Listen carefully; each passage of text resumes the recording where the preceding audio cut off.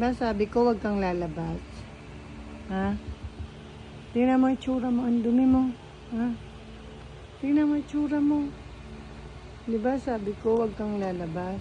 Ha? Bakit lumabas-labas ka? Ha? Bakit ka lumabas? Tingnan mo ang nangyari sa itsura mo. Ang dumi ng ilong mo.